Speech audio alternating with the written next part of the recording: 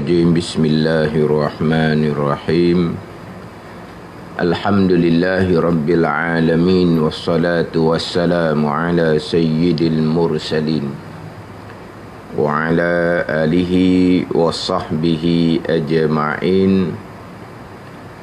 Rabbi syrah li sadri wa yassir li amri wahlul 'uqdatam min lisani yafqahu qawli.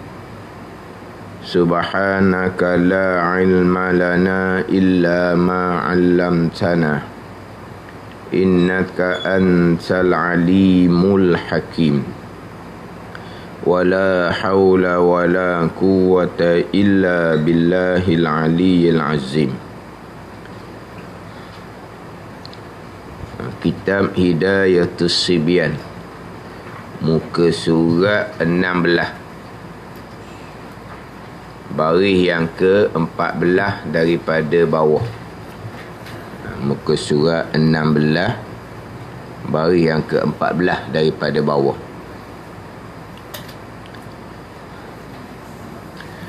Qala al-muallifu rahimahullahu ta'ala wa nafa'ana bi'ulumihi amin. Faslun, ini suatu ceraian. Bermula takbiratul ihram, iaitu takbiratul ihram 21 syarat.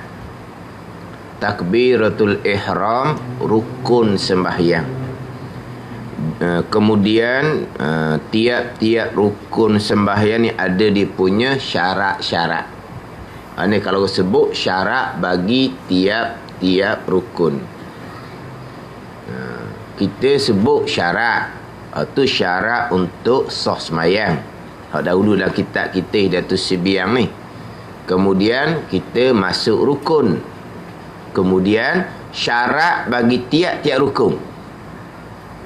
Ada ni. Lepas tu biasanya kalau orang cerita bab pekoh sembahyang ni, dia akan sebut syarat, rukun sembahyang, syarat bagi tiap-tiap rukun. Dia gitu. Bukan hanya syarat dan rukun tau. Syarat, kemudian rukun, kemudian syarat bagi tiap-tiap rukun. Barulah naik kepada syarat berjamaah. Naiklah tu. Ada syarat belakang tu. Hak permulaan bicara dalam kitab Hidayatus Sibyan ni, syarat dulu.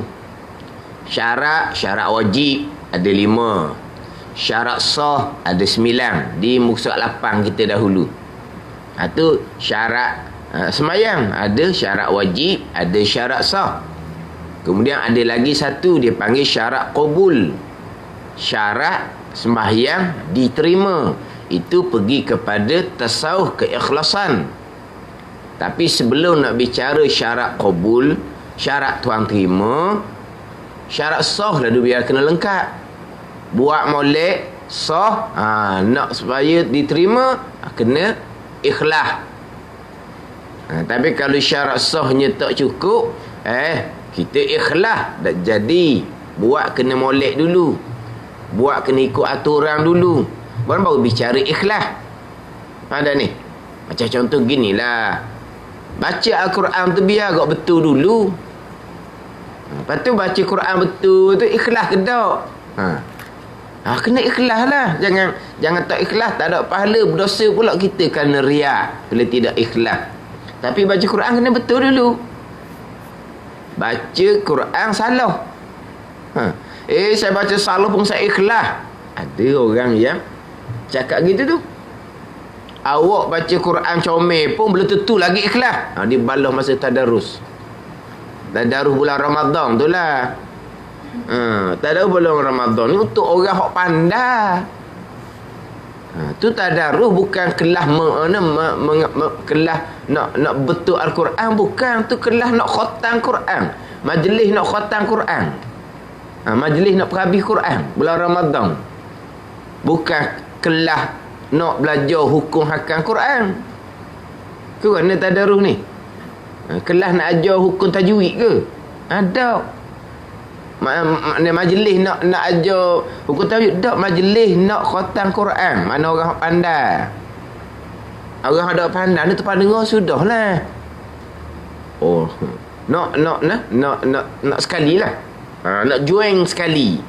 Baca hukum 5 putuka bimbo, kita cakap. Bila orang tegur ni, akhirnya merah muka nak marah.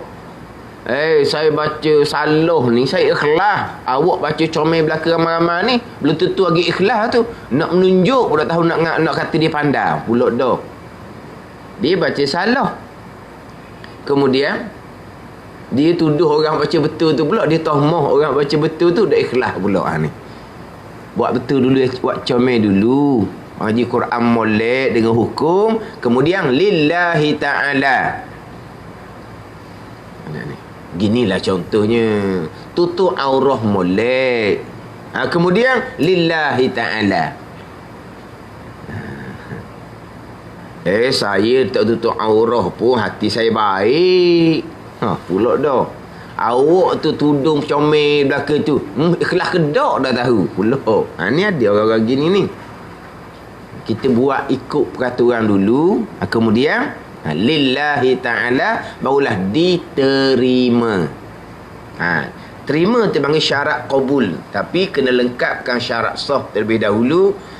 Kena lengkapkan rukun terlebih dahulu. Syarat bagi tiap-tiap rukun terlebih dahulu, barulah bicara kepada syarat qabul. Kemudian dalam kitab kita mulai dengan syarat wajib. Kena tahu mulai syarat wajib tu. Nak pastikan kita ni cukup tak syarat wajib. Cukup, berkewajipan. Kemudian sembahyang mencukupkan syarat sah. Ada panjang lagi kitab kita ni. Barulah pergi kepada rukun. Terdahulu dibilang dulu rukun 13. 1, 2 sampailah yang ke-13 tertib. Kemudian barulah secara satu-satu rukun didatangkan dia punya syarat-syarat dia. Ni lah kita kata mengaji hak permulaan ni. Mengaji permulaan bab hukum semayang. Sebab dalam kitab ni dia tak bicara mana hak sunat-sunat ni. Macam dahulu kita bicara bab wudu contohnya. Dia tak datangkan bicara sunat wudu. Dia hanya datangkan rukun wudu sahaja. Syarat wudu sahaja. Sunat wudu yang ada ulama kata 40 sunat, 40 perkara yang disunatkan. Ada kitab kata 50 perkara yang disunatkan ketika berwuduk. Tidak didatangkan dalam kitab ni. Tak datang dalam kitab ni. Dia hanya datang hak rukun dan hak syarat wudu sahaja. Sebab apa? Sebab kira hidayatus sibyan, petunjuk bagi orang yang baru belajar. Tapi tahu tak sibyan tu mana apa dah? Budak-budak. Kira tu asal makna lah. Tapi tak salah buah makna budak-budak gitu. Buah makna orang yang baru belajar. Mana kalau kita kata kok budak dalam ilmu. Ya budak lah tu. Mana budak ni bukan budak umur ni. Budak dalam ilmu. Dia ilmu ni dia tak kira umur. Ilmu ni dikira kita tu ilmu tarah mana? Tarah tadika ke, tarah kalau rendah ke, tarah kalau menengah ke. Umur tak kira. Umur tak kira. Umur 60 pun tarah ilmunya tarah tadika. Gimana tadika lah. Umur 60. Pergi nak daftar di tadika. Kejut cikgu. Tu buat bandingan. Ada ni. Mana kalau kita umur tua pun tapi ilmu kita tu muda, ilmu kita tu budak, ngaji pasal budak lah. Jadi hak ni kira hak permulaan ni. Hak permulaan. Ada pun setakat bilang rukun 13 tu, hak tu ajar kepada budak baru nak ngenal tu. Ada ni.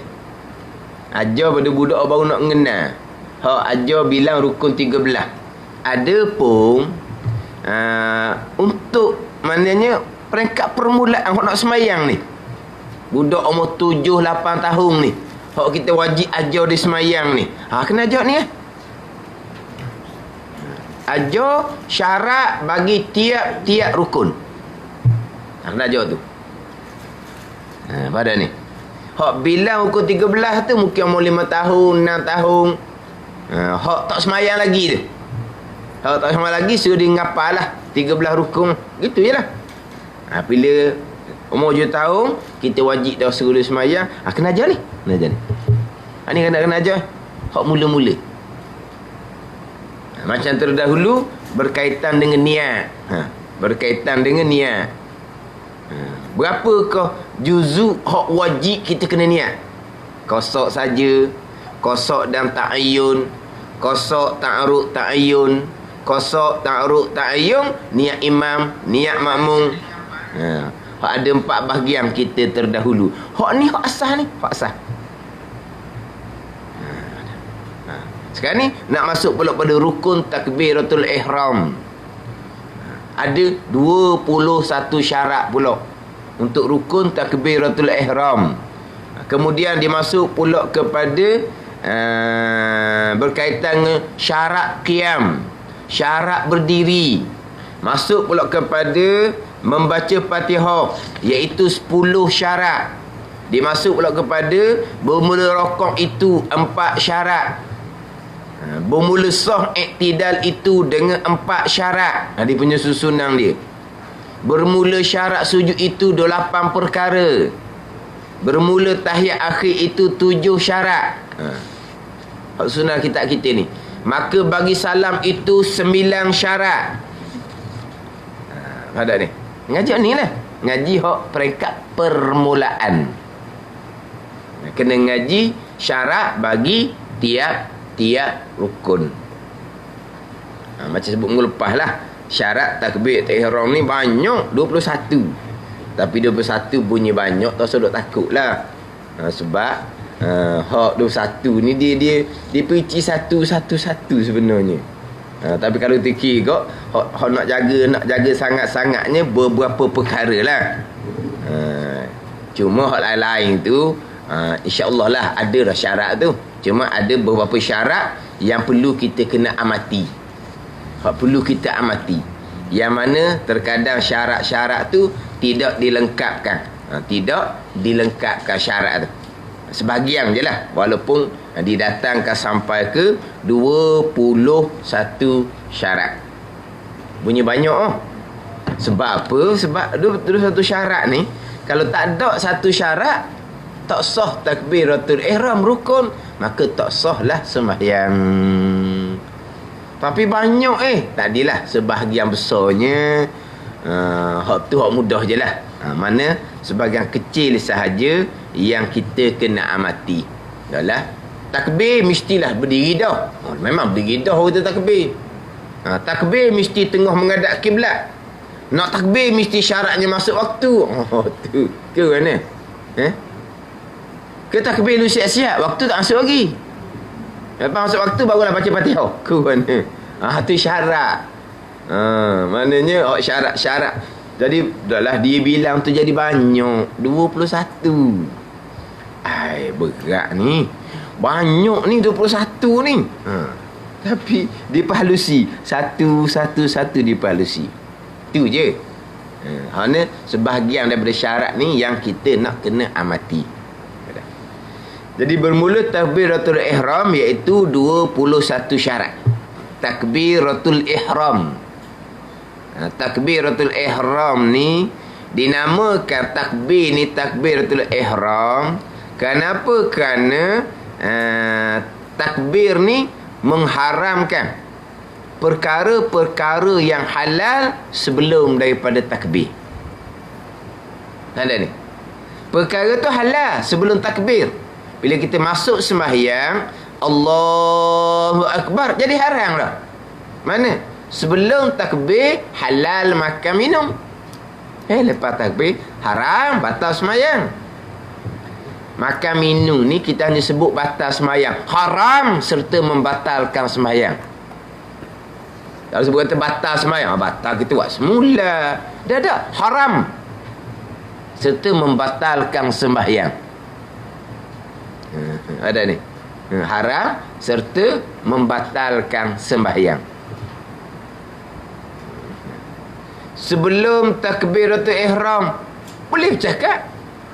Apabila takbir ihram je, haram bercakap serta membatalkan sembahyang. Sebelum takbir bergerak banyak tak ada apa. Kita pergi mari tu kan. Bergeraknya banyak. Bila takbir saja, tak boleh gerak banyak dah. Kalau gerak sekali dua kali tu makruh laginya. 3 kali tu dengan anggota besar haram serta membatalkan sembahyang. Jadi takbir ni mengharamkan perkara yang mana sebelum takbir halal. Tu letak nama takbiratul ihram. Sebut nama takbiratul ihram. Kemudian dalam kitab-kitab dibicara panjanglah. Sembahyang yang dimulai dengan takbiratul ihram ni khususiah kepada ummah Nabi. Hanya ada di syariah ummah Nabi sallallahu alaihi wasallam. Syariah ummah terdahulu sembahyang juga, tapi bukan mula dengan takbir. Ada mula dengan tahmid apa semua hak sebelum dah Nabi kita. Sebelum syariat Nabi kita. Yang mana mula sembahyang dengan Allahu Akbar ni adalah syariat ummah Nabi sallallahu alaihi wasallam sahaja. Ada yang khususiah. Dimulai takbir, dimulai sembahyang dengan Allahu Akbar. Takbiratul ihram ataupun dipanggil takbir taharrum dipanggil. Kenapa kau dimulai dengan Allahu Akbar? Kerana untuk menghadirkan hati orang yang bertakbir atas kebesaran Allah Subhanahu wa taala, atas azamah Allah Subhanahu wa taala. Allahu Akbar, Allah Maha Besar. Kita mula dengan membesarkan Allah Subhanahu wa taala. Yang kita duduk hadap, yang kita duduk semayang ni, barulah timbulnya gerun khusyuk kita di hadapan Allah Subhanahu wa taala. Sebab itulah nak berpindah rukun je Allahu Akbar. Nak berpindah rukun je Allahu Akbar. Jadi ulang. Sebab apa? Ni, nak menghadirkan gerun dan khusyuk kepada Allah Subhanahu wa taala. Itu hikmah syariah ummah terdahulu semayang tidak dimulakan dengan takbir. Syariah Nabi kita dimulakan dengan takbir, hikmah dia. Kemudian bukan setakat mula takbir saja, bahkan berpindah rukun Allahu Akbar, berpindah rukun Allahu Akbar. Itu hikmah dia lah. Hikmah syariat Nabi SAW dimulai sembahyang dengan takbiratul ihram. Mana 21 syarat ni? Iaitu ditakbir dengan bahasa Arab. Kena bahasa Arab lah, jangan ambil bahasa Melayu. Allah Maha Besar kat tangan. Bukan dengan bahasa orang putih, bukan, dengan bahasa Arab. Dengan bahasa Arab ni bagi orang yang kuasa dengan dia dengan bahasa Arab. Bagi orang yang kuasa dengan bahasa Arab lah. Pada ni. Kalau dia mu'allaf baru masuk Islam, tu dia ada pengecualian dia pula. Ni syarat kena bahasa Arab bagi orang yang kuasa. Dan jika tiada kuasa, jawabnya diterjemah akan dia. Dia kena koma situ lah. Jangan baca serik itu.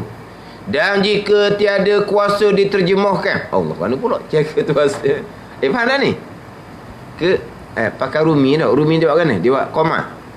Dan jika tiada kuasa. Itu dia koma. Isteri kau? Rumi. Dan jika tiada kuasa. Dia koma tak? Tak tahu? Nombor 2.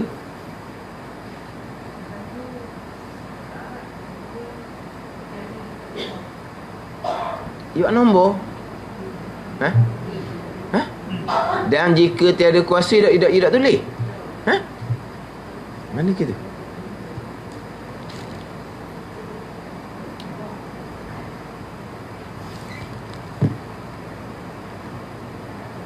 Ada tu. Nombor 2 tu, dan jika tiada. Jatuh. Dan jika tiada. Betul. Dan jika tiada, koma situ. Koma. diterjemah. Bukan baca dan jika tiada diterjemah. Nak baca mana gitu. Betul dah. Cuma dia nombor habis.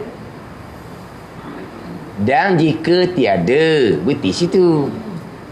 Dan jika tiada, koma situ. Jika tiada apa? Yakni jika tiada kuasa dengan bahasa Arab. Jawabnya diterjemah akan dia. Baru betul. Kalau baca seterik, dan jika tiada diterjemah akan dia. Dia tiada diterjemah mana pula? Faham tak ayat? Faham ayat tu? Kalau tak berhenti, kita baca seterik, dan jika tiada diterjemah akan dia.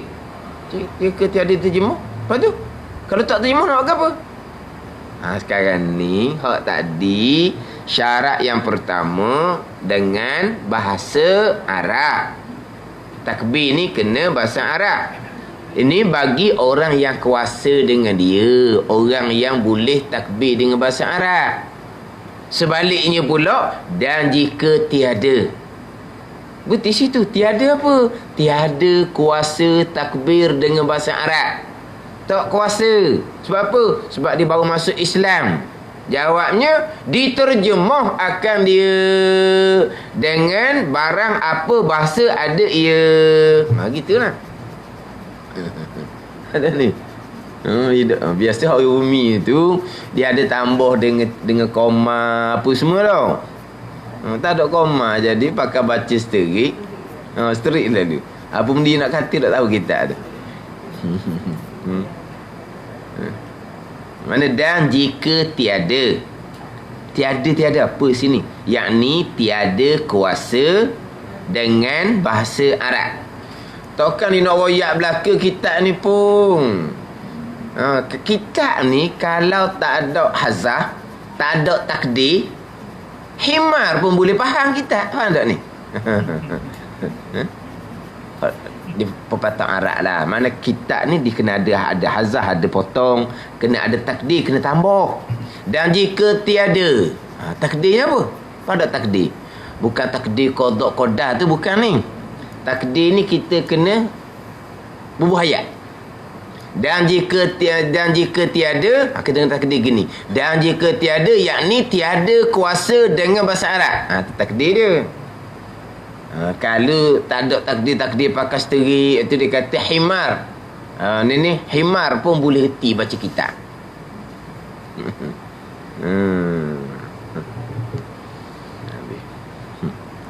Dan jika tiada kuasa dengan bahasa Arab, sebagai contoh kita kata orang baru masuk Islam, nak kata Allahu Akbar tu dia tak pandai. Lepas tu hukum dia macam mana? Orang seumpama ni diterjemah akan dia akan takbiratul ihram dengan barang apa bahasa ada ia. Dengan mana-mana bahasa. Bahasa mana-mana pun boleh. Takbirlah dengan mana-mana bahasa. Janji dia boleh takbir. Walaupun bahasa yang digunakan tu bukan bahasa diri sendiri sekalipun. Kita katalah dia orang Cina. Contoh, dia masuk Islam. Nak kata Allahu Akbar tak boleh. Ni baru ni mula-mula je ni. Bila boleh dia kena bahasa Arab lah mula-mula. Maknanya kalau kita kata kena pakai bahasa Cina. Dia lidah dia sedap nak kata dengan bahasa orang putih. Tak apalah. Apa mana-mana bahasa, bukan syarat bahasa diri dia. Gitu je. Bukan syarat bahasa diri dia. Cuma tak boleh dengan kod bahasa Arab, maka ikutlah mana-mana bahasa pun. Ganti Allahu Akbar tu dia. Kalau Melayu kau Allah Maha Besar lah. Ada kau Melayu mu'alaf? Ada tak Melayu mu'alaf?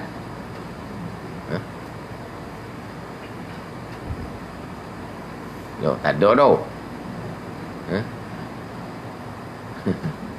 Tak tahulah. Takut dia orang Melayu tapi mana? Mak ayah Melayu tapi takut tak ada agama, aku tak ada gitu kot. Tu wallahu a'lam tu. Kemudian terjemah tu pula hukumnya wajib lah tu. Diterjemah akan itu wajib tu.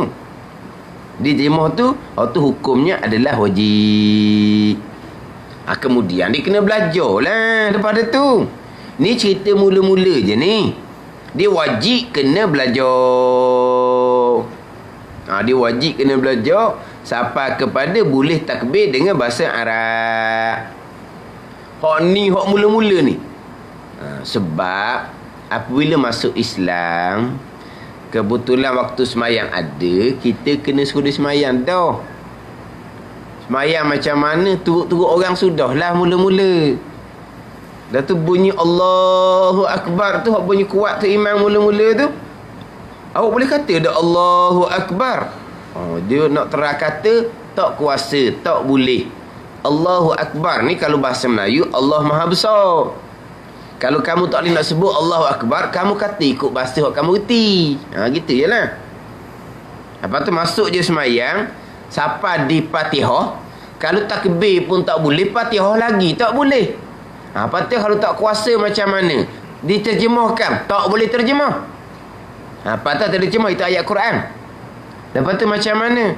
Dalam kitab tak kuasa dengan baca, dengan Fatihah bahasa Arab, disuruh tukar kepada baca surah lah, mana-mana surah pun. Kalau Fatihah tak boleh, surah lagi tak boleh. Pada ni. Kalau surah tak boleh, tukar kepada zikir. Zikir. Tak boleh juga. Maka dia kena diam qada Fatihah. Tapi nak terjemah tak boleh. Tak ada terjemah tu. Tidak sama dengan takbiratul ihram. Jika orang tu tiada kuasa, maka wajib diterjemahkan dengan apa-apa bahasa. Adapun Fatihah, tak kuasa nak baca Fatihah, ganti dengan surah. Surah lagi tak boleh, ganti dengan zikir. Zikir pun tak pandai, maka diam. Dia tidak ada terjemah. Kalau bacaan Fatihah. Jadi dia berdiri sudahlah.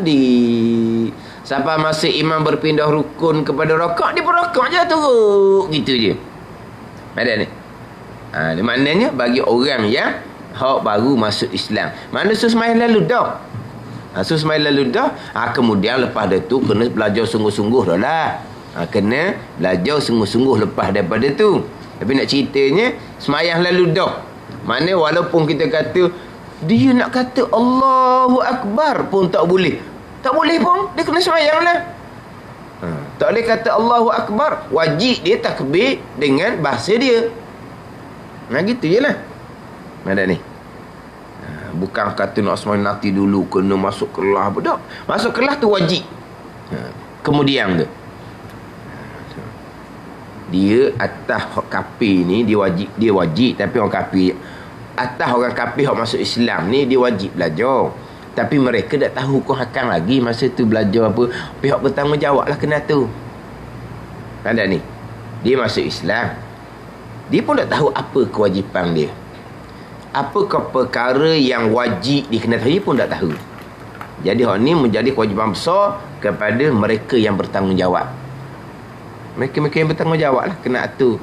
Lepas tu dia ada kelas untuk saudara baru gitu dah. Dia ada buat kelas-kelas apa semua apa. Itu kewajipan kepada pihak yang berkuasa. Sebab mu'allaf ni dia tak tahu pun apa perkara yang wajib mereka tahu. Sebab dia baru masuk Islam. Cuma atas orang Islam lah pula. Tapi nak ceritanya, ketika nak takbir dengan bahasa Arab tak kuasa pun, dia kena semayang dah. Lepas tu wajib diterjemahkan takbir dengan barang apa bahasa ada ia. Itu syarat yang pertama. Kalau Rumi dia ada dia buat dua dah situ deh. Jika tiada kuasa tu syarat yang kedua. Lepas tu akhir sekali di bawah tu syarat yang ke-21.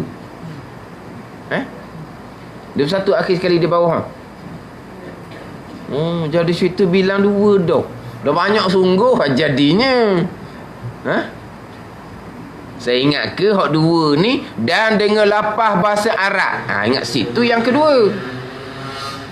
Sebab hak Jawi ni tak ada nombor. Dia cuma tulis dengan 21 syarat. Iaitu 21 syarat. Lepas tu dia pun straight. Nombor 1, nombor 2, nombor 3 tidak tulis. Jadi saya ingat ke nombor 2-nya, dan dengan lafaz Allah. Ingat tu. Nombor 3 dah situnya. Oh, banyak sungguh lah. Situ you pun 2 syarat dah.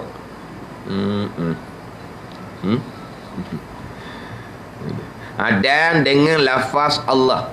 Dan tu atau pada kata dengan bahasa Arab.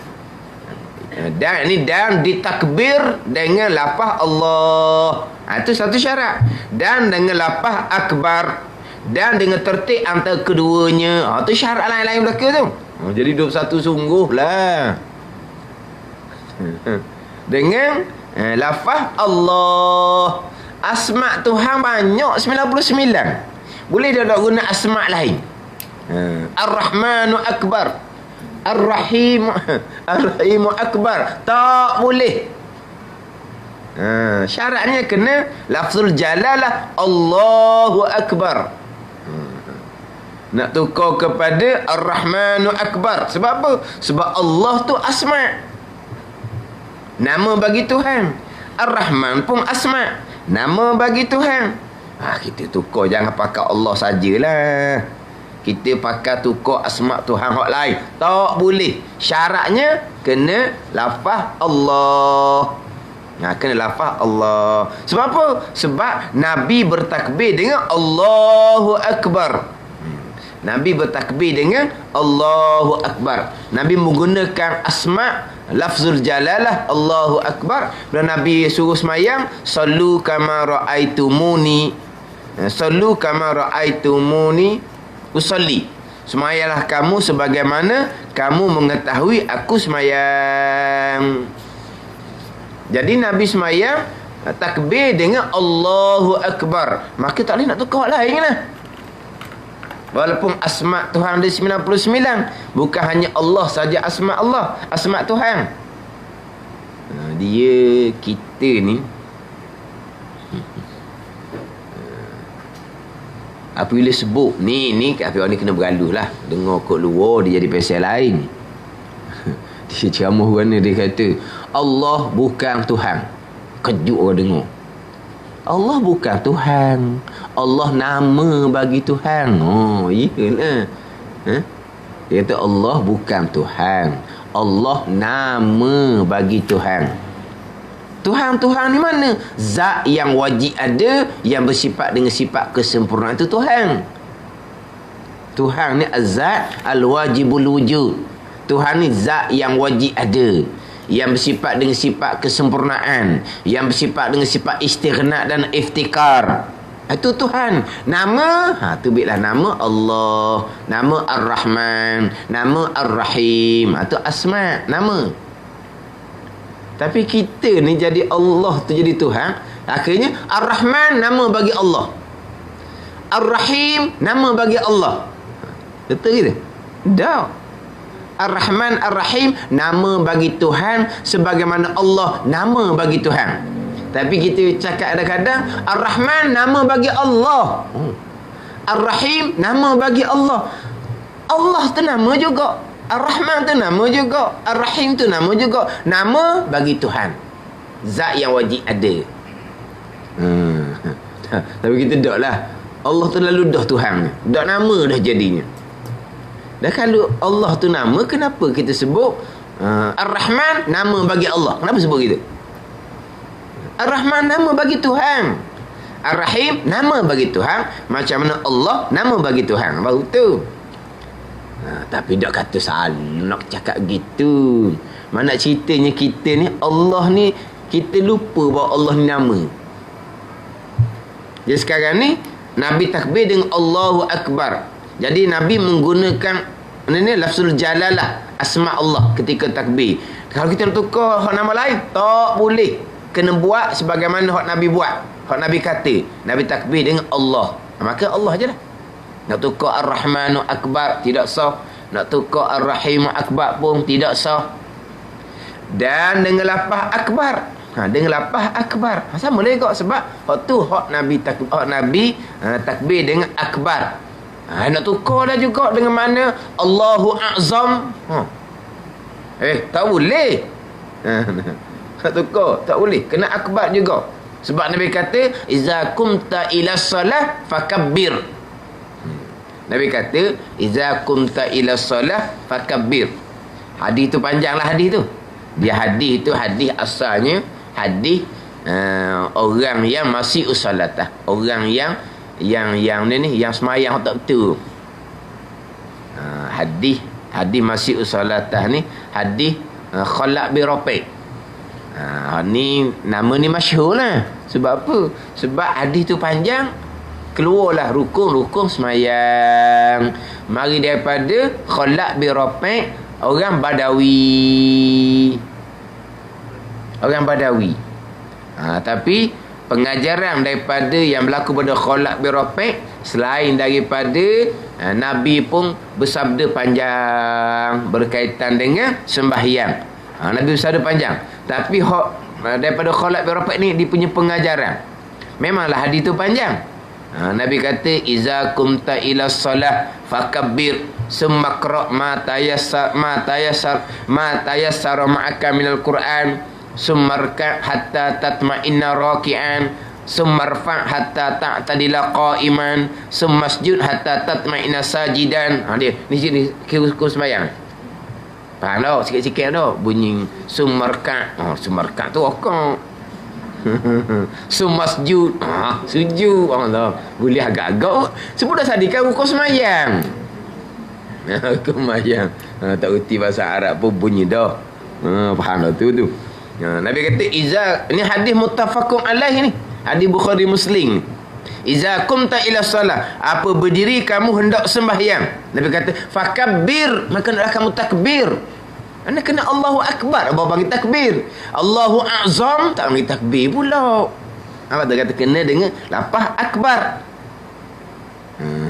Nabi kata, fakabbir summa qra ma tayassara ma'aka minal Qur'an. Kamu nak baca ayat yang mudah bersama kamu daripada Al-Quran. Nabi tak kata baca Fatihah. Lepas tu mazhab Hanafi tak wajib baca Fatihah. Baca apa-apa surah pun jadi dah. Itu mazhab Hanafi. Kita mazhab Syafi'i Fatihah lah. Ambil pula hadis-hadis yang lain. Tapi dia Nabi kata, summa qra ma tayassara ma'aka minal Qur'an. Nabi kata, maka hendaklah kamu baca akan ayat-ayat surah yang mudah bagi kamu daripada Al-Quran. Bacalah. Tapi Nabi tentukan Fatihah. Nabi tak tentu Fatihah. Tapi mazhab Syafi'i kita dan jumhur mazhab yang lain tu, dia ambil hadis-hadis yang lain pula, cerita berkaitan dengan bacaan Fatihah di dalam sembahyang. Jadi asal khalaq bi rafiq ni, dia orang Badawi. Dia masuk masjid Nabi SAW. Kebetulan Nabi berada dalam masjid itu. Dia pun semayang. Dia semayang, Nabi ada ni. Maknanya kalau dok pandai tu, tanyalah Nabi dulu. Tapi dia buat pandai pada ni. Ni saya biasa cerita ni. Pengajaran daripada kisah khalaq bi rafiq, yang mana perangai khalaq bi rafiq ni zaman sekarang cukup ramai. Ramai lah. Dia tak pandai, dia belagak pandai. Belajar tak ambuh. Semayang rajin, berjemaah 5 waktu, tapi belajar tak ambuh pada ni. Ni khalaq bi rafiq ni perangai, apa panggil? Sombong. Orang berilmu sombong berat dah. Tapi kalau jahil sombong lagi berat. Ginilah, orang kaya sombong berat. Apa nak sombong tu rezeki daripada Allah, bukan hak kamu pun hakikinya. Tapi kalau orang miskin sombong, ada ni. Orang kaya sombong bukan boleh. Tak boleh. Tapi kalau orang miskin sombong, orang berilmu sombong, tak boleh. Tapi kalau orang jahil sombong, dia sihat, sombong dia. Tak boleh gitu. Sakit, sombong juga. Allah, sombong dia. Dia sakit, orang lain belaka dah tolong dia nya. Orang lain belaka dah buat ke dia nya. Sombong lagi. Sakit terlantar tu sombong lagi. Kan ni? Tu berat lagi lah. Orang segar sombong nak sabar. Sebab apa? Sebab dia tak perlu pada pertolongan orang segar ni. Tapi bukan kata sombong tu boleh, bukan. Tapi ada juga sebab dia sombong apa? Dari masa dia segar. Tiba-tiba rebah, terlantar. Sombong juga. Jadi Khalid bin Rafi' ni masuk masjid Nabi, dia semayang. Macam cara dia. Nabi tak kata apa. Nabi tak suruh berhenti semayang ke. Dia semayang tu salah. Nabi biarkan sahaja. Walaha semayang salah, dosa besar, mungkar. Nabi kata, man ra'a minkum munkara, siapa yang melihat mungkar, maka hendaklah dia kena tegah dengan tangan, dengan kekuasaan dia. Tapi Nabi tengok mungkar, tapi Nabi tak tegah. Ni ulama istinbat hukum. Hak Nabi kata kena wajib cegah tu, wajib cegah Nabi kata tu ada syarat. Syaratnya jangan macam Khalid bin Rafi' sombong. Dah sombong biar ke dia, dah pandai sangat kau. Tu saya biasa sebutnya tenggok. Tapi kita kata tak erti tenggok sombong lah. Terengganu sebut gong tu. Gong. Sini ada orang gong. Mau orang gong sini ni. Orang gong. Orang gong tu nasi tu lah, bukan orang gong sombong. Mana kalau sebut kata orang gong tu nasi dia gong banyak. Kan? Gong banyak. Mana sebut kata orang gong ni, gong tu nasi dia. Hak sebut gong. Gong masih, gong banyak gitu. Tapi mana kalau kata gong ni, gong tak nasi je. Hak lain tak gitu kan. Gong tu mana apa tu gong tu? Bukan dah, gong tu bonggok ke apa? Dia gong ni atas gong. Dia Terengganu kita ni gong ni bukan mestinya sombong je. Duduk atas gong. Benda tinggi. Bukan kalau kata ni lembah, bawah, rendah, lembah dia panggil. Atas gong dia kata. Rumah di mana? Rumah di atas gong tu. Tu. Gong tu maknanya tempat tinggi lah. Jangan kata gong tok nasi tu gong sombong. Gong. Tapi kita Terengganu ni kalau sebut kata gong tu sombong lah juga. Dia sebut biasa sebut tenggok. Dia kata Khalid bin Rafi' ni tenggok. Dia sebut gitu. Mana sombong. Lepas tu Nabi biarkan sahaja. Dah pandai sangat semayang. Sudah semayang, Nabi tak kata apa. Tak panggil tak apa. Khalid bin Rafi' pergi berjumpa, menghadap Nabi SAW. Beri salam. Nabi pun jawab salam. Nabi kata irji' fasalli fa innaka lam tusalli. Kembali kamu belum sembahyang. Kamu belum sembahyang.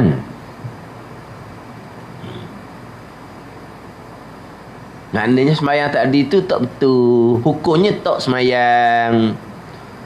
Dah kalau kata hukum tak sembahyang, maknanya dosa besar sebab sembahyang tidak cukup syarat apa semua. Kenapa Nabi biarkan? Satu, tu syarat tadi. Nak cegah benda mungkar berlaku depan mata ni, jangan orang tu orang sombong biar dia lah pandai sangat. Kemudian Nabi tak panggil, dia mari sendiri. Kemudian Nabi suruh semayang pula. Dah tak pandai, kenapa suruh semayang pula? Ajar lah. Dah dia buat dia pandai. Mayang pergi semayang sungguh. Sesari tu mari jumpa Nabi pula. Nabi bersabda dengan sabda yang sama, irji' fasalli fa innaka lam tusalli. Kembali kamu sembahyang kamu belum sembahyang. Dia pergi sembahyang. Mari yang kali ketiga pula gitu juga, Nabi suruh pergi sembahyang. Akhirnya dia pun mengakulah tak pandai, baru Nabi ajar. Ni pengajaran besar ni. Hadis Khalid bin Rafi' ni Nabi ajar tadi lah, iza qumta ila salah fakabbir sumakra ma tayassara ma'aka minal Quran. Tu Nabi ajar hadis muttafaqun alaih, hadis Bukhari Muslim tu. Nabi ajar bukan kerana dia semati kali dah, kerana dia mengaku tak pandai. Maknanya kalau dia tak mengaku tak pandai, 10 kali pun Nabi takkan ajar. Dah buat. Sebab tu dia pembicaraan hadis tu. Tadi kita sebut Nabi tengok benda mungkar, Nabi biarkan. Sebab apa? Sebab dia sombong. Nabi tak panggil dia mari sendiri. Berarti kalau dia balik tu, dia akan semayang seumpama tu yang dihukumkan tidak sama sampai bila. Biarlah pandai. Pandai ni. Faham tak? Maknanya kalau dia sudah semayang, dia pakai balik je, tak mari jumpa dengan Nabi. Makna dia akan mengekali semayang hak bukan semayang tu. Siapa ke bila-bila dah pandai buat kena. Kau ni. Sebab tu kata kalau hak sekarang ni hak tak mau belajar hak semayang, biar dia, tak usah peduli ya. Tengok dia semayang berat, biar dia lah. Orang mengajar dia lari. Bukan lari je, dia buat komang. Alah, bak semayang. Jak budak lagi kita semayang ni. Memang mu semayang jak budak. Tapi mu tak pernah semayang, tak pernah belajar pun semayang. Dia kata dia semayang jak budak. Betul, dia semayang semenjak daripada budak. Tapi belajar semayang? Pada ni. Apa sampai gini? Bila belajar hak semayang, dibuat anggapan siapa-siapa yang belajar bab semayang, dia tak pandai. Kalau dia pandai macam dia, tak payah belajar. Dia rasa dia pandai. Hak belajar tu, hak tak pandai tu, perbetulkan baca Fatihah. Dia tak tahu tak betul tu. Dah kamu, aku betul dah. Dah memperbetulkan bila? Tak ada pun. Ni apa yang gini. Berjemaah 5 waktu. Kadang-kadang diberi peranang dalam masjid kerana rajin, tapi belajar jangan. Hak lain rajin. Leluh-leluh pun rajin. Khidmat pun rajin, tapi jangan belajar. Belajar malas lalu. Mana apa ni? Hati tak ada. Bab belajar tak ada di hati dia. Ini bahagian masing-masing lah. Hakikinya bahagian masing-masing. Tapi nak ceritanya, hak semayang, hak Nabi kata kamu belum sembahyang tu ramai. Bila kamu belum sembahyang, tak ada sembahyang tiang agama, pahala puasa, pahala zakat, pahala haji, letak di mana? Yang pertama-tama ditanya adalah sembahyang di hari akhirah. Kalau sembahyang tu kamu belum, tunggal-tunggik daripada budak sampai ke mati, tapi belum sembahyang. Sebab apa? Sembahyang macam khalaq bi rafi' fa innaka lam tusalli. Kamu belum sembahyang, Nabi kata. Tak ada pahala sembahyang, pahala puasa apa pun tak ada. Sebab tak ada tiang agama.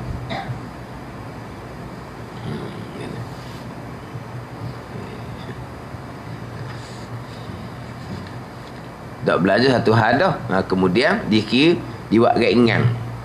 Tambahan pula ada orang hak ceramah, dah boleh semayang tu, pandailah tu. Kalau tak pandai takkan boleh semayang. Ceramah pun boleh kata gitu. Ni orang ceramah jahil gini ni. Kalau tak pandai takkan boleh semayang. Tu kalau orang semayang boleh kan? Tapi Nabi kata kamu belum semayang. Maknanya boleh reka-reka. Mana dia pandai lah bilangan rakaat berapa tahu hak tu. Rukun 13 ngapa macam kata budak umur 5 tahun tu. Tahu ngapa rukun 13. Tak syarat-syarat rukun? Badan ni. Mana tahulah waktu semayang tahu. Semayang tu zuhur, asar, maghrib tahu. Rakaat semayang tahu. Bilang rukun 13 tahu. Tak orang tahu lagi setara tu. Waktu mula-mula sangat tu. Ni semayang tiang agama ni. Nabi suruh kita semayang sebagaimana kamu tahu cara aku semayang. Macam mana kita tahu cara Nabi semayang? Sallu kama ra'aitumuni usolli. Macam mana kita nak semayang sebagaimana Nabi semayang? Kena buka dah kitab lah. Kena belajar.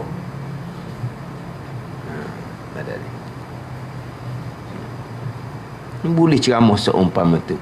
Kalau dah pandai takkan boleh semayang. Boleh semayang tu pandai. Ni orang cakap gini, walaupun dia ada title ustaz sekalipun, dia jahil berkaitan dengan hukum hakam sembahyang. Kalau dia tahu berkaitan hukum hakam sembahyang, dia takkan cakap gitu.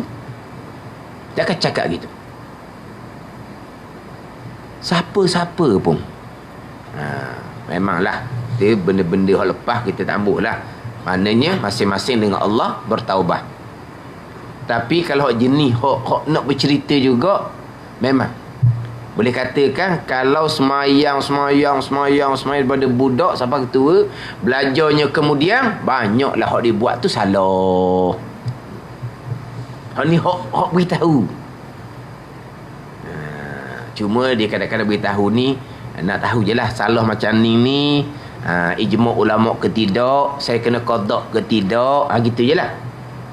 Tapi maknanya dia kata, bila semayang tanpa ilmu, semayang puluh-puluh tahun sekalipun, belajarnya kemudian banyak orang tak betul.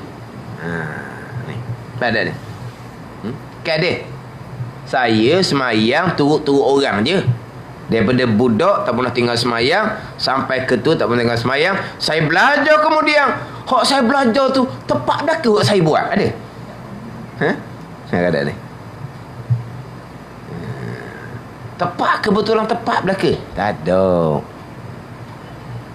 Lepas tu kata nak semayang kena belajar buat takkan jadi.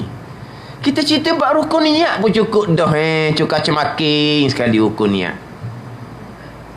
Rukun niat tu pun hak kosok taruk ta'ayyung tu. Tua dah kawannya. Tak pernah pun dengar perkataan kosok taruk ta'ayyung.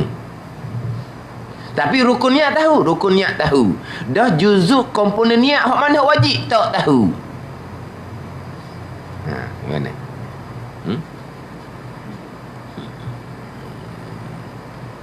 Sebab tu dia dalam bab semayang ni, kalau orang tu semayang boleh tahu dah dia semayang dengan ilmu ataupun tidak. Dia tahu lah dia. Tak seorang raya lah. Pakai uniform comel dengan jubah dengan serban. Tak belajar semayang gitu. Kalau belajar tak buat gitu. Sebab apa? Dia ada apa? Skill dia. Skill dia panggil tak? Orang belajar, ni cara orang Nabi semayang. Dah kita tulis belakang dah. Sebab tu kata kalau orang ceramah tu dia ada ilmu, dia tak akan cakap gitu. Dia tak akan cakap, kalau semayang mesti pandai, kalau tak pandai tak akan boleh semayang. Tak akan cakap gitu. Melainkan di sini pun jahil berkaitan dengan hukum hakam semayang. Dia hanya ilmu tarah umur 5-6 tahun, ngapa rukun 13. Itu je.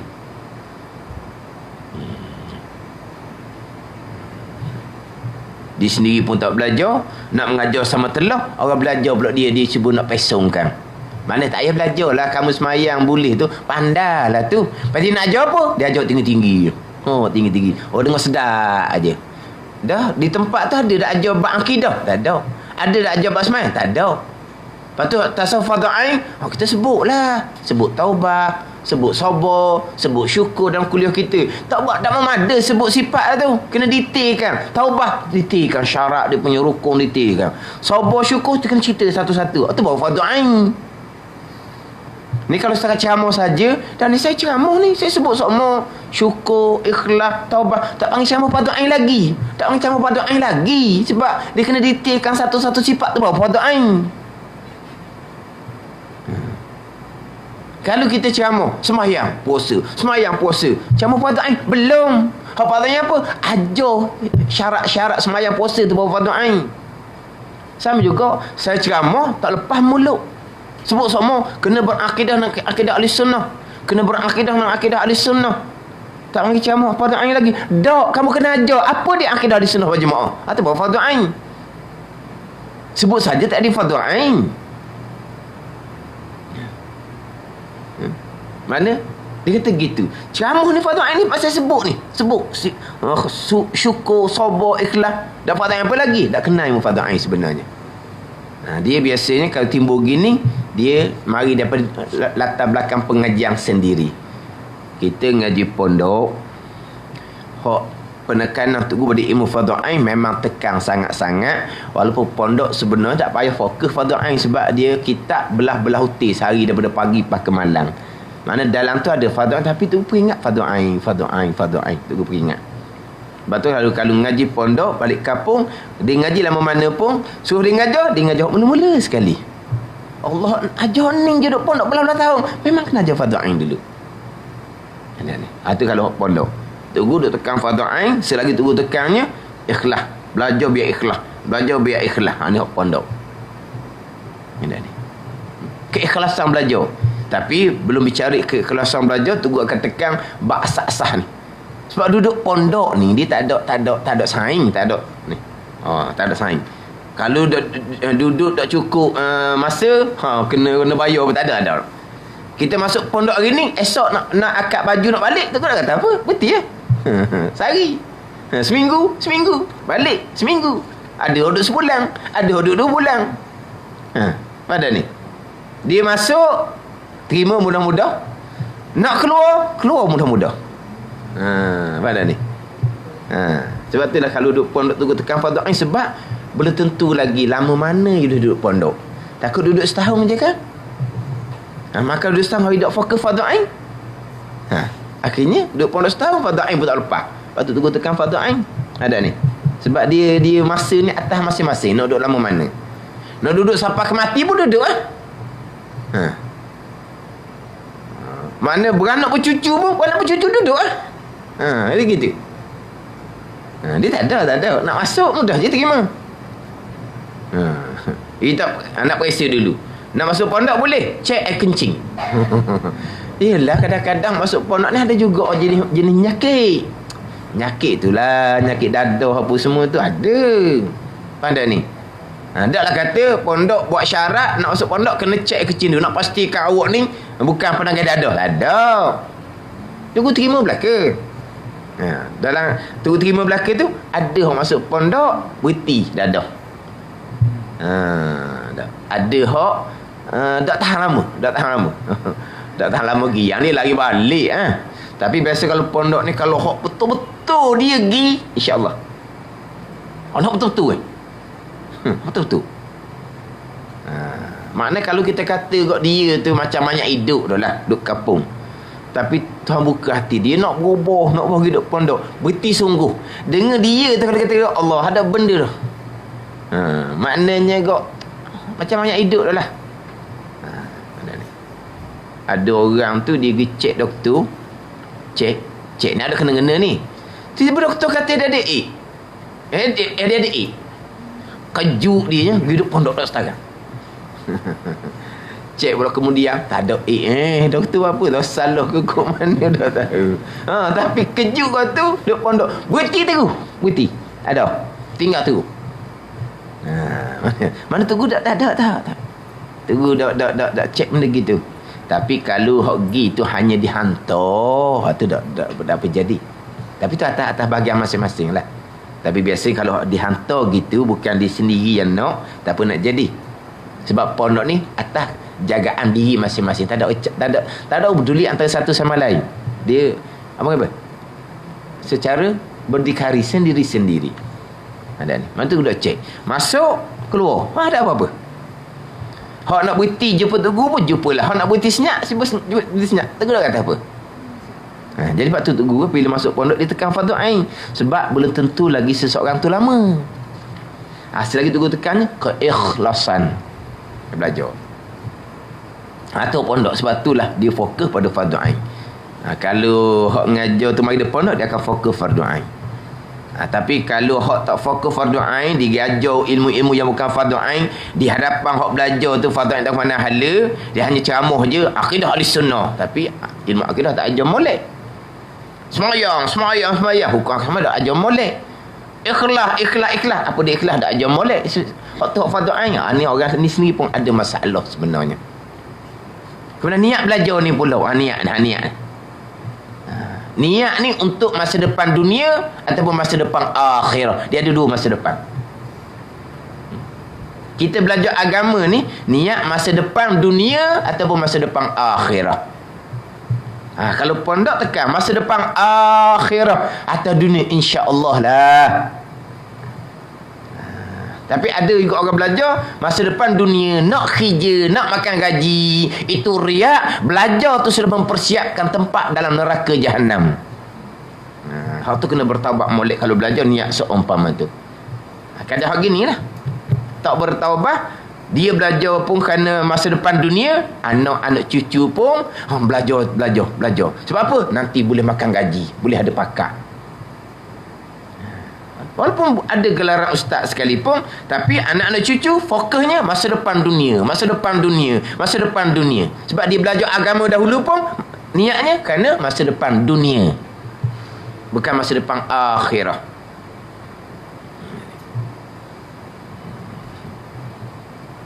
Sebab tu kalau kau faham betul-betul tak kecakap. Kalau semayang pandailah. Kalau tak pandai tak akan boleh semayang. Kadang-kadang orang Islam beriman lah, cuma imam je tak kuat. Ni semua orang jahil belaka ni. Orang jahil belaka. Orang Islam beriman lah. Islam lain. Islam warisi ibu bapa. Imam tidak warisi. Kalau Islam mestilah beriman, cuma iman lemah. Ni orang yang ada masalah asas fardu ain akidah tu sendiri. Kalau tidak, dah kecakap gitu. Sebab apa?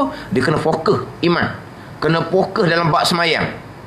Lepas tu orang tua-tua dulu, kalau ngajar dua, sifat 20 bab semayang, sifat 20 bab semayang.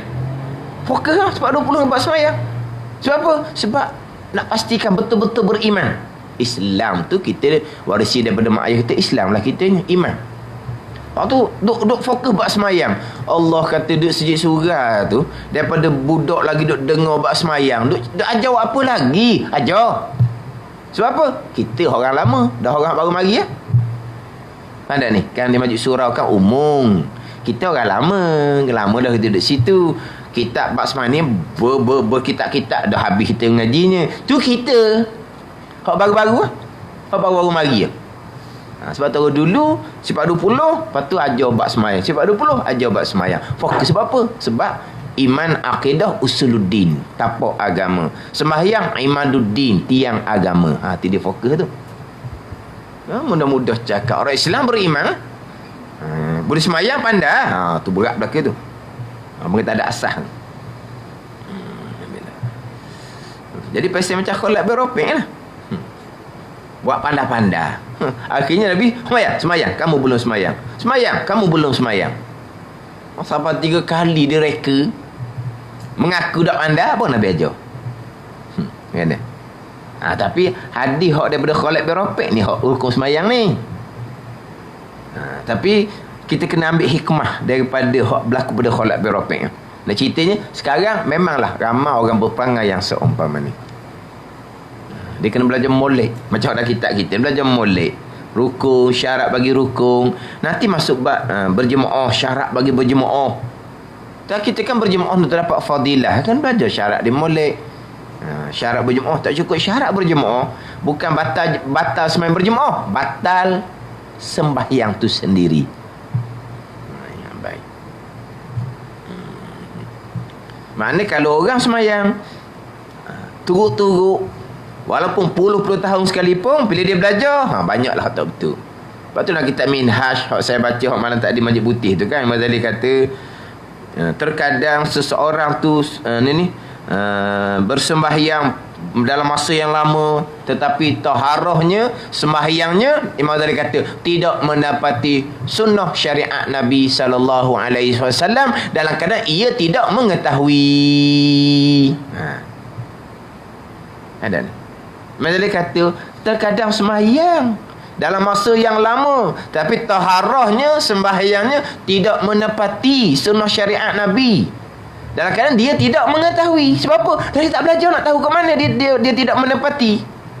Belajar barulah tahu. Banyaknya tidak menepati hukum. Nanti Imam Ghazali kata tidak mengetahui. Bila tahunya, mati tak ada sembahyang. Bila tak ada sembahyang, tak ada puasa, tak ada haji, tak ada zakat. Tahu bila? Lepas dia mati. Kan?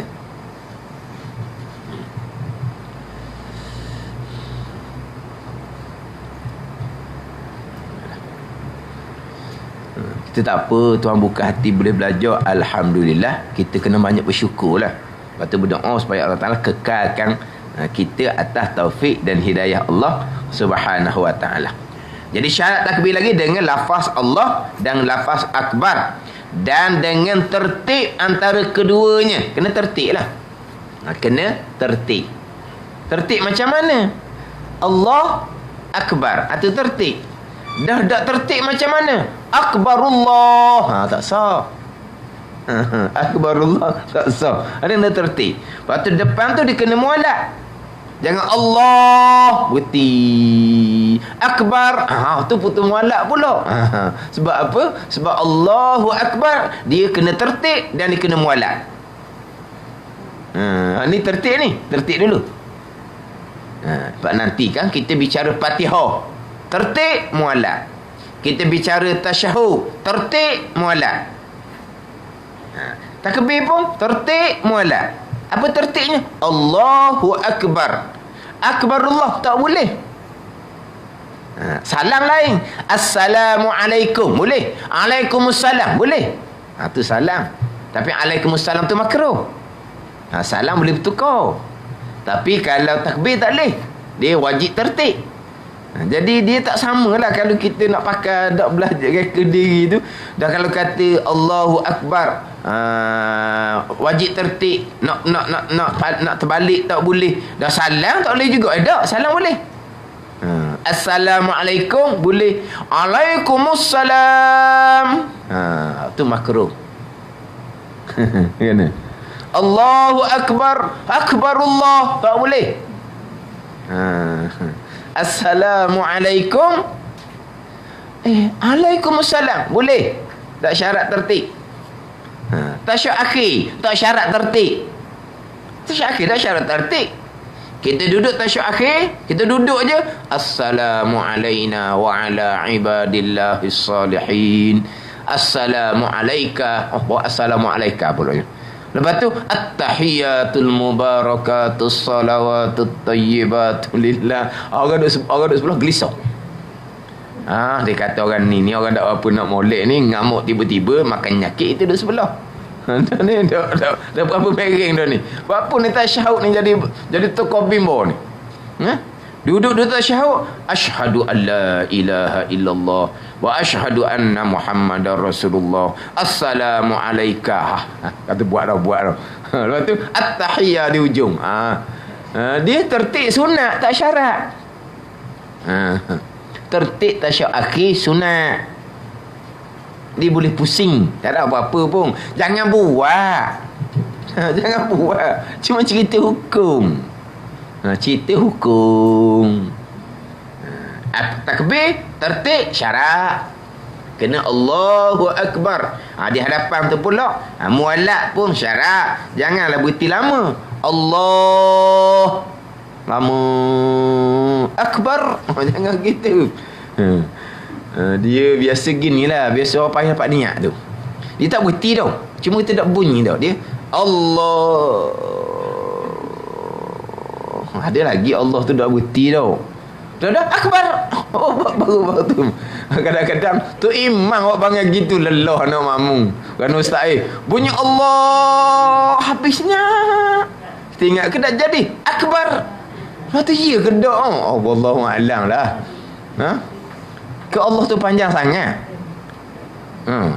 Dan sekarang ni kalau Allah jangan lebih daripada 7 alif 14 harakat. Masih lagi unit ni sah. Ada ni. Tapi mungkin dia tengah panjang tu. Allahu Akbar. Baru bunyi pula. Tu makmum kata tu. Allah bunyi, tengah tak bunyi, akbar ujung baru bunyi pula. Dia hak kata hak putu mualak ni, dia tak ada. Dia Allah bukti sungguh. Lepas tu akbar. Tu. Tak sah sebab apa? Sebab dia tidak ada mualak. Tapi kalau dia Allah tapi mungkin tengah tu jadi slow sikit, lepas tu kuat semula akbar. Tu dia tak berhenti. Cuma masuk Allah tu panjang, jangan melebihi 7 alif 14 harakat dan kecita syarat di hadapan. Jadi di hadapan. Tapi biasa dia tu imam gitu, dia mungkin dia bukan berhenti. Dia bukan berhenti antara Allah dengan akbar, dia tak berhenti. Cuma dia Allah tu panjang, kemudian suara dia rendah tengah tu. Apabila di hujung akbar, baru jelas balik. Mungkin gitu. Tapi makmum akan jadi ragulah. Mana tu imam ni? Jadi maknanya awal bunyi, hujung akbar bunyi, tengah senyap. Bukan senyap sebenarnya, mungkin suara dia perlahan. Tu wallahu a'lam lah. Kan? Orang kata tak ada mualak ni, Allah berhenti betul-betul. Berehat sekejap, akbar. Tu panggil tak ada mualak. Tu syarat dia kena tertib, syarat dia kena mualak. Dan pada ketika berdiri pada sembahyang fardu dan ketiadaan mat pada hamzah lafaz Allah dan tiada menggugurkan hamzah akbar dan ketiadaan mat akan ba akbar dan ketiadaan tasydid akan ba akbar dan ketiadaan menambah waw yang sakin Waw yang mati. Tempoh baris antara dua kalimah. Mana? Di antaranya jangan panjang hamzah pada Allah. Allahu Akbar. Tu jadi makna lain tu. Tidak sah. Kemudian jangan panjang betul bar. Allahu Akbar. Tu salah belaka tu. Salah berat-berat belaka tu. Allahu Akbar. Allahu Akbar. Tu tak ada tu. Biasa nak kena jaganya, jangan memanjang hamzah pada Allah. Jangan memanjang ba pada akbar. Tu kena jaga molek. Jangan tu Allah dia panjang a.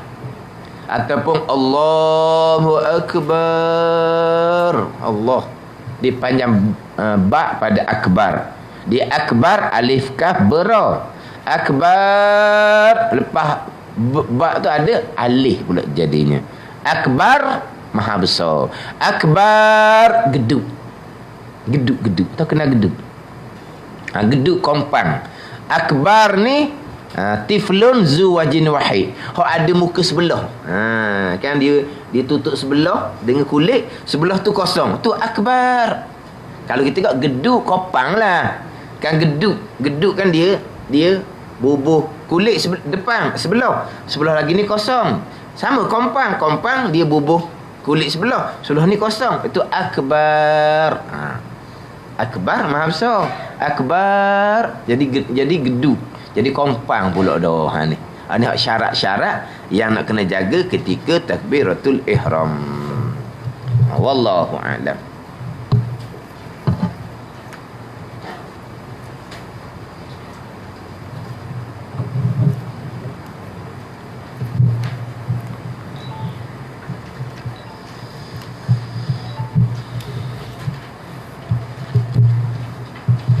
Ini kita 20 sifat hati yang keji dan yang terpuji.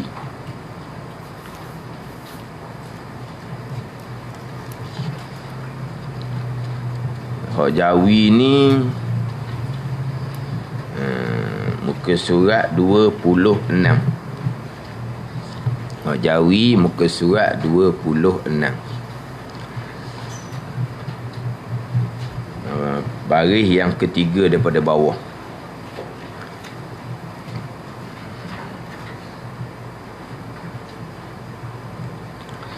Qala al-muallifu rahimahullahu ta'ala wa nafa'ana bi'ulumihi amin. Dan sabdanya sabda Nabi sallallahu alaihi wasallam lagi, man kasura kalamuhu kasura saktu. Sakatu dah. Kasura saktu. Waman kasura saktuhu kasurat zunubuh. Waman kasurat zunubuh fannaru aulabi. Artinya, sesiapa yang banyak cakapnya, banyaklah tersalahnya. Dan sesiapa yang banyak salahnya, banyaklah dosanya. Maka sesiapa yang banyak dosanya, nerakalah tempat yang layak baginya. Riwayat Abi Nu'aim. Hadis daripada Ibnu Umar radhiyallahu anhuma. Ini sambungan sifat kecelaan hati yang ke-10. Syarahul kalam, loba atas berkata-kata yang sia-sia. Loba atas berkata-kata yang sia-sia. Ini sifat hati. Kemudian apabila hati itu loba atas berkata-kata, maka lidah pun berperanan lah berkata-kata. Sebab apa? Sebab hatinya loba atas berkata-kata. Yang mana terdahulu didatangkan ayat Al-Quran, yang mana didatangkan hadis Nabi SAW berkaitan dengan yang tersembang di atas muka di hari akhirat. Hak banyaknya adalah mari daripada kesalahan lidah. Mari daripada kesalahan lidah menyebabkan tersembang di hari akhirat. Maknanya kalau kira hak didianya tegak molek lah, amalannya banyak juga, tetapi jadi tersembang. Kenapa? Kerana dosa-dosa yang terhasil daripada lidah Terutama sekalinya dosa yang terhasil daripada lidah ni, dia berkait dengan kesalahan sesama anak Adam. Tu. Banyak berkait dengan kesalahan anak Adam. Jadi hak banyak tersembang dalam neraka kerana lidah. Sebab tu hadis terdahulu Nabi kata, siapa yang boleh jamin bagi aku, dia boleh jaga antara ni, boleh jaga lidah dan boleh jaga kemaluan, Nabi kata dia jamin syurga orang ni. Kalau boleh bagi jaminan ke Nabi, boleh jaga antara dua keng, antara kita kata lidah lah dan juga kemaluan, maka Nabi boleh bagi jaminan orang ni ada syurga. Faham tak ni?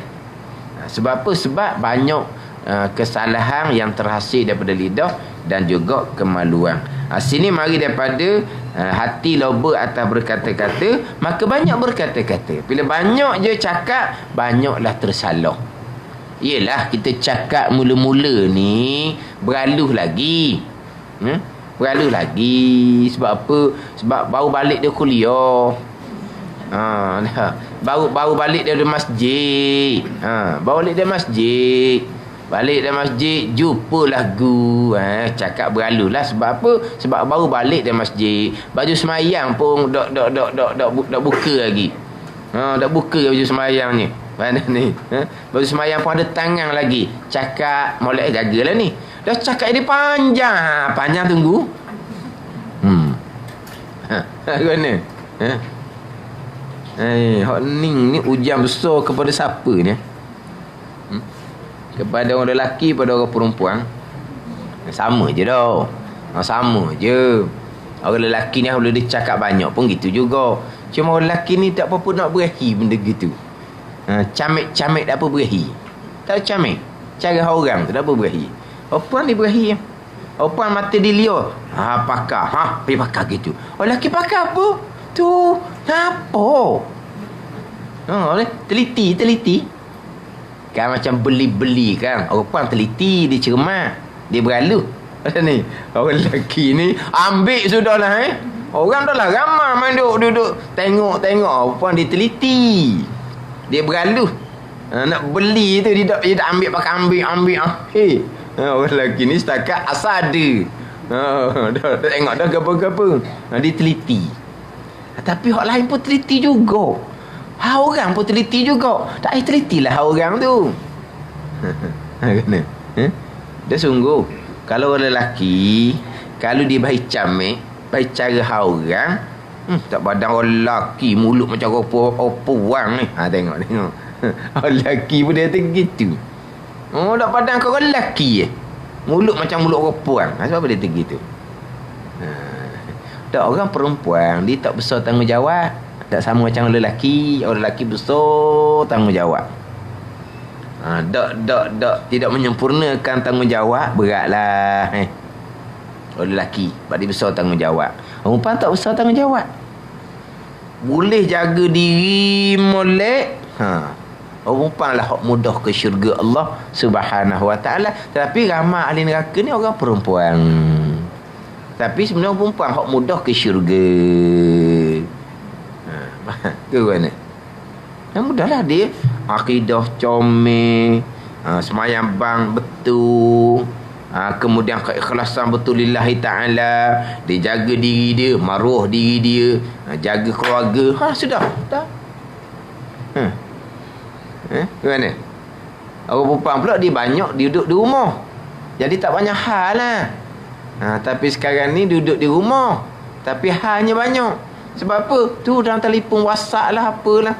Seluruh dunia tahu belaka. Dunia tahu belaka orang puan pun. Duduknya di rumah. Suri rumah sepenuh masa. Tapi maklumat satu dunia ada di dia. Rumah tangga orang dia tahu. Lepas tu dia dalam tu. Dia biasa-biasa kalau benda gini kak. Kalau benda-benda hak dalam FB tu kan, hak rumah tangga. Perempuan hak banyak punyalah dia kutuk, dia maki, dia kutuk, dia maki. Ceritanya sebelah barunya dia dengar. Kan? Ni. Tu tak jaga waktu berat lah. Berat waktunya.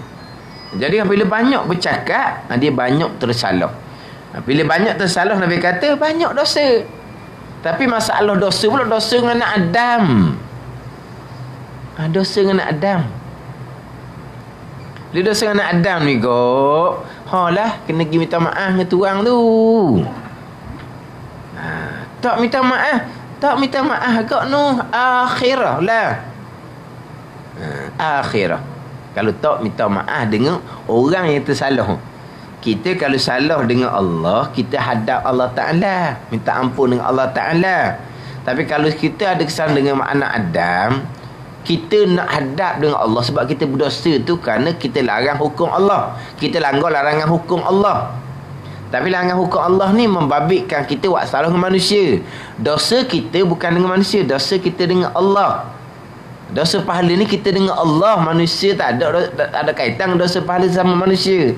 Tapi yang kita buat salah tu, hak larangan Allah tu berkait dengan manusia.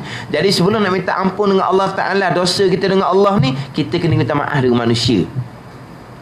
Dia mengumpat ni, abang apa ni? Langgar larangan Allah. Hak Tuhan larang dalam Quran, wala yarta' ba'dukum ba'da. Jangan mengumpat setengah kamu akan setengah kamu. Quran yang larang, Allah yang jangan mengumpat. Mana bila kita mengumpat, salah kita dengan Allah. Tapi berkait dengan anak Adam. Sebelum kita nak minta ampun dengan Allah Ta'ala kerana dosa kita langgar larangan Allah jangan mengumpat tu, kita syarat dia kena jumpa ni dulu. Kena jumpa dengan manusia yang kita umpat dahulu. Minta maaf dengan mereka. Apabila kita minta maaf dengan orang yang kita umpat, orang yang umpat maafkan kita, adakah kita tidak perlu minta ampun Allah? Kita kena minta ampun dengan Allah. Sebab kita mengumpat tu, kita langgar larangan Allah.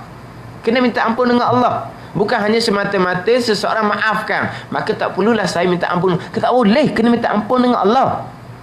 Tetapi sebelum minta ampun Allah tu, kena cari orang dulu minta maaf. Ini. Dia kalau mazhab Syafi'i pula nak minta maaf ni pula kena minta maaf secara tafsil. Kena cerita satu-satu. Cuma kalau mazhab Maliki, dia tak syarat cerita satu-satu. Dia boleh minta maaf secara ijmal. Minta maaf lah ada tersalah kata apa-apa. Tu minta apa? Apa yang tersalah kata apa-apa tu, mazhab Maliki tak syarat kena hurah. Minta maaf secara ijma, secara borong boleh dah mazhab Maliki. Tu biasanya hari raya lah minta maaf gitu dah.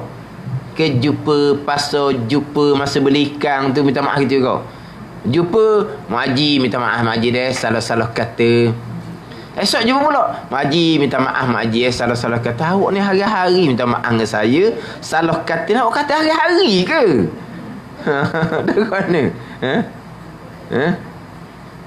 Tapi ada orang dia pasal dia gitu, jumpa minta maaf ada salah, padahal kita kira dia tak ada salah pun kita pun maknanya, tapi dia pasal gitu. Pasal minta maaf kalau ada salah. Kita kata salah apalah. Dia biasa ni nak ada salah ni, nak kata mengaku ni hak sebaya. Orang tua dengan orang muda dah cari orang muda tapi pasal jumpa minta maaf lah ada salah. Minta maaf lah ada salah. Hak ni hak tak ada salah ni pasal gini. Hak ada salah buat kerah je. Ada salah buat kerah je. Depan cakap baik, tak ada je budak dia tu siap. Tapi orang biasa duk ngaku salah ni biasa memang tak ada salah lah. Jadi mazhab Maliki ni dia memadailah minta maaf secara ijma', secara umum. Ialah kita benda hak sama-sama lama kini kita dak jaga.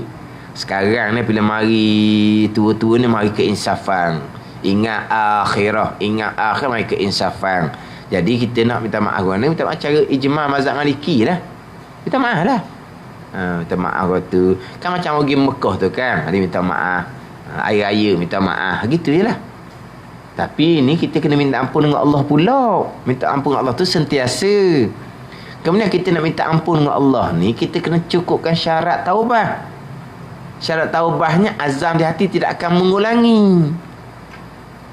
Kalau ya Allah ampuni dosa ya Allah, tapi mengumpat sentiasa, itu kal mustahzi'u bi rabbih, Nabi kata seperti mempermain-mainkan Allah Ta'ala pula.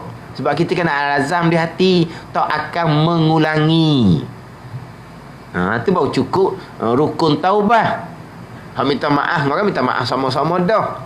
Hak minta ampun dengan Allah, minta ampun sama-sama dah.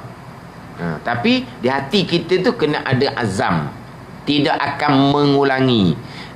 Kita ni perkara gini, nak jadi hati tu agak tu sikitnya, kita kena sentiasa duduk dalam majlis ilmu, majlis zikir. Majlis ilmu, majlis zikir, majlis membaca Al-Quran, selebih-lebih zikir. Inilah akan boleh mengawal diri kita.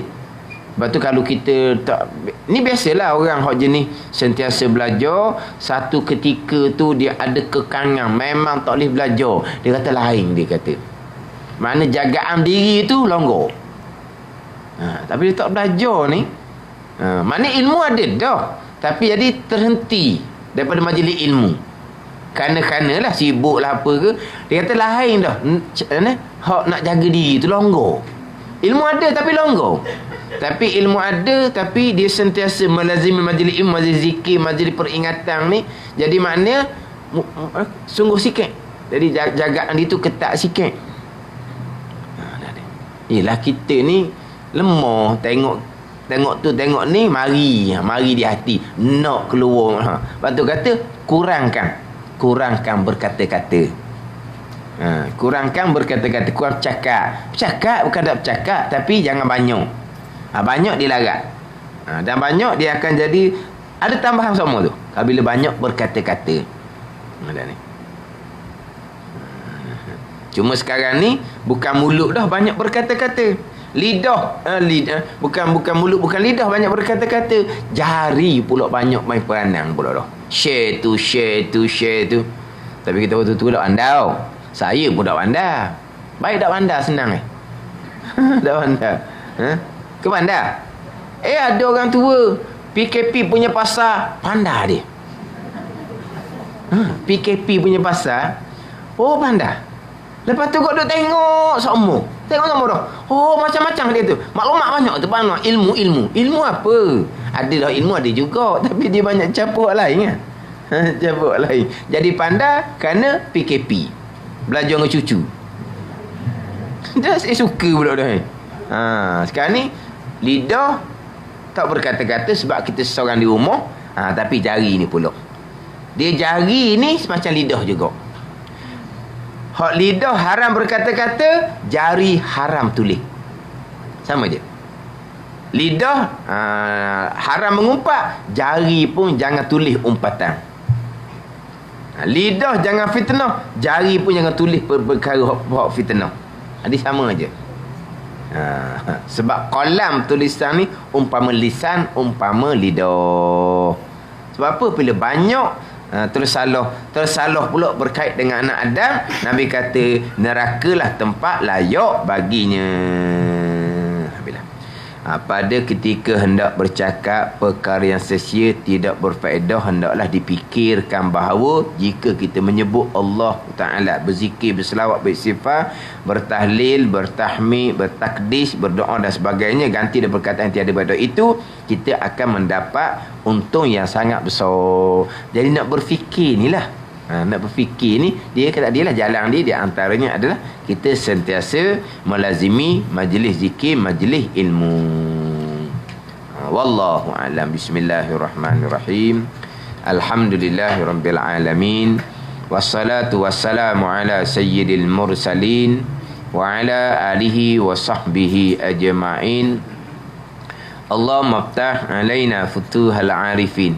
Allahumma allimna ilma akdamin wa fahimna famasabikin warzuqna ruqat talibin. Allahumma zidna ilma wa alhiqna bis salihin. Wa sallallahu ala sayyidina Muhammadin wa ala alihi wa sahbihi wa sallam. Walhamdulillahi rabbil alamin.